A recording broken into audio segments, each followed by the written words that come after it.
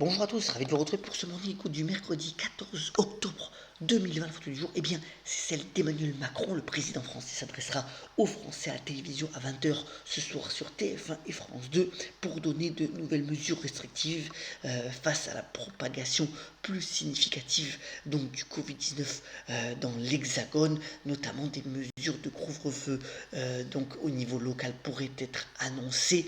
Le président veut responsabiliser sans culpabiliser les Français, donc une intervention assez attendue dans un contexte joyeux où les marchés actions ont légèrement reculé hier. Pas d'autres grosses évolutions sur les agrégats financiers dans le contexte où le Fonds monétaire international a donné cette nouvelle prévision de croissance. Finalement, la crise mondiale actuelle est moins sévère, le recul des économies est moins significatif pour 2020, mais dans le même temps, la reprise sera plus lente et les gains, notamment pour retrouver un marché de l'emploi plus sain, ça prendra beaucoup de temps. Alors, les objectifs fixés par le FMI, c'est retrouver des gains de productivité importants, réduire bien entendu les inégalités sociales qu'a provoqué cette crise du Covid-19 et bien retrouver aussi des chemins soutenables de croissance. À noter toutefois que dans ce contexte-là, c'est la Chine qui fait cavalier seul avec une croissance économique plus robuste qu'attendu et donc un cavalier seul pour le moment de l'empire chinois. Autre point aussi dans l'actualité relié cette fois-ci par le Financial Times, les marchés semblent s'habituer à une probable victoire de Joe Biden à l'élection présidentielle américaine. Vous voyez que l'écart devient de plus en plus important sur les projections, sur les sondages qui sont donnés, même si Donald Trump se démet notamment avec donc des meetings en Floride et dans les États clés importants cette semaine. Selon les dernières projections, Joe Biden, le candidat démocrate, pourrait remporter 352 des 538 électeurs, avec aussi à la clé, et c'est pour ça que les marchés tiennent bien, un plan de relance économique assez massif là aussi pour soutenir l'économie américaine.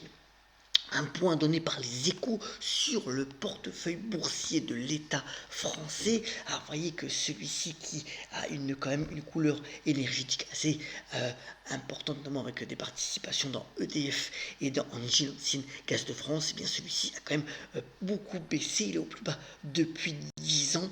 Il y a aussi moins de dividendes, mais enfin, via le ministre de l'économie et des finances, Bruno Le Maire, c'est plutôt une confiance affichée pour ces différentes participations, malgré le couac récent de l'affaire Veolia Suez.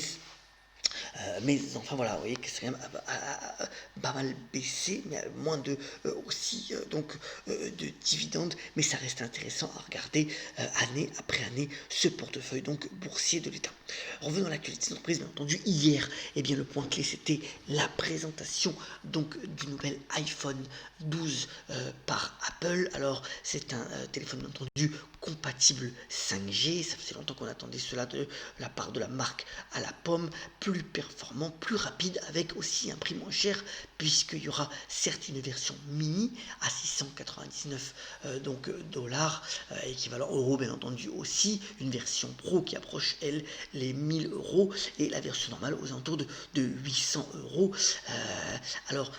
Donc un téléphone plus fort aussi qui fait des meilleures photos, notamment la nuit. C'était un des talons d'Achille des anciens iPhone. Et voilà, Apple espère une nouvelle ère pour ce nouvel appareil. Il y a aussi eu la présentation du mini Home Pod, ça va être donc une enceinte connectée. Apple n'a qu'1% du marché, et puis aussi un chargeur sans fil va être commercialisé, alors que pendant des années Apple avait plutôt boudé cette technologie. Alors l'action Apple avait beaucoup progressé lundi sur cette présentation. Hier ça a baissé de 65%, mais vous voyez que quand même la capitalisation boursière repasse les 2000 milliards de dollars, ce qui en fait toujours la première entreprise mondiale si l'on regarde bien entendu ce critère.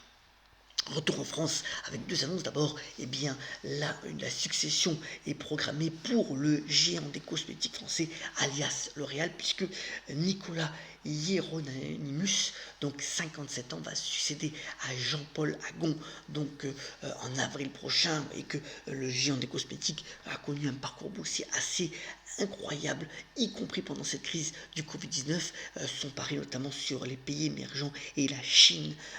Donc, elle semble payer depuis 5 ans. La performance boursière est donc de 72%.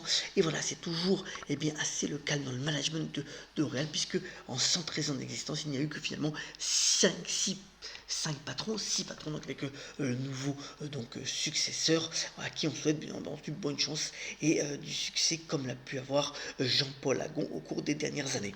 Au point de vue donc de Vivendi, le graphique de droite, Tencent, le géant chinois des loisirs digitaux, pourrait augmenter sa part dans Universal Music. Il en détient déjà une partie du capital, cette filiale musique donc de Vivendi, dont vous voyez aussi le parcours boursier s'est amélioré depuis maintenant quelques mois, et donc le groupe de Vincent Bolloré pourrait accueillir donc de bon oeil cette augmentation de participation du géant chinois.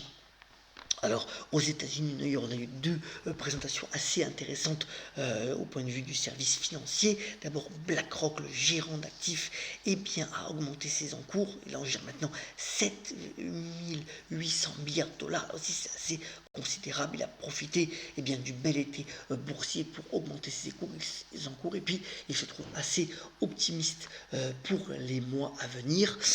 Pour JP Morgan, même si l'action a baissé de 1,60% hier, et bien là aussi des résultats quand même assez solides dans le contexte actuel du Covid-19, finalement moins de provisions, et ça reste quand même un établissement de premier choix, une action intéressante donc à moyen long terme si on veut investir sur le secteur financier américain.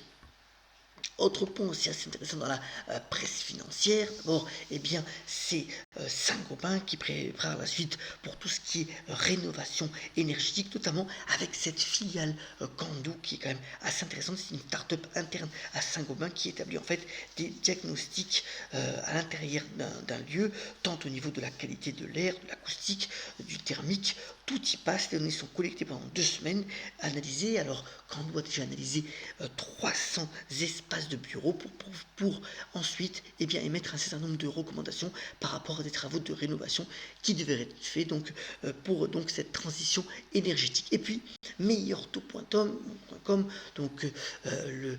l'entreprise qui propose, bien entendu, qui courtier immobilier, mais pas que, avec aussi énormément de services financiers, est vendu à un fonds spécialisé qui s'appelle Silver Lake. Voilà une belle réussite pour cette entreprise qui avait, elle aussi, procédé à de nombreux petits rachats. Et donc voilà, une transition, avoir de meilleurs moyens financiers pour pouvoir encore financer sa croissance pour meilleurtaux.com. Alors c'est mercredi, bien entendu, c'est la sortie des films au cinéma. D'abord, la critique est dithyrambique sur ce nouveau film danois Drunk avec Mads Mikkelsen, c'est le méchant, vous vous rappelez peut-être dans le James Bond de le Casino Royale. Alors ces 4 collègues qui pensent qu'avec un peu d'alcool dans le sang, on vit mieux. Voilà, la fureur de vivre. Vraiment, c'est saluer la performance d'acteur de Mads Mikkelsen. Certainement à voir, ce film est salué par toutes les critiques. Et puis, un très beau film d'animation. C'est Calamity de Rémi Chaillet. Beau film d'aventure avec du suspense, de superbes images autour de la jeune fille, de l'enfance de Martha Jane Canary, alias Calamity Jane. Et vraiment là aussi un beau film d'animation si vous avez envie de vous détendre. Terminons ce Morning Echo par la citation du jour. Elle nous vient de Marcel Aimé, le célèbre écrivain qui a notamment déclaré « Si la vérité ne sort pas du puits, c'est qu'elle a peur de se mouiller ». Soyons solidaires, ayons la pêche, et on se retrouve très prochainement pour un nouveau Morning Echo. Très bonne journée à toutes et à tous.